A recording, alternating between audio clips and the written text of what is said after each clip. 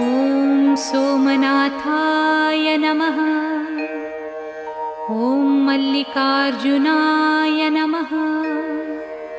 ॐ महाकालेश्वराय नमः।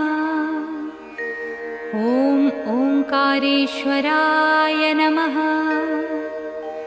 ॐ वैद्यनाथाय नमः।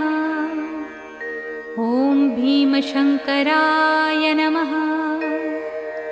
ॐ रामेश्वराय नमः। ॐ नागेश्वराय नमः। ॐ विश्वेश्वराय नमः।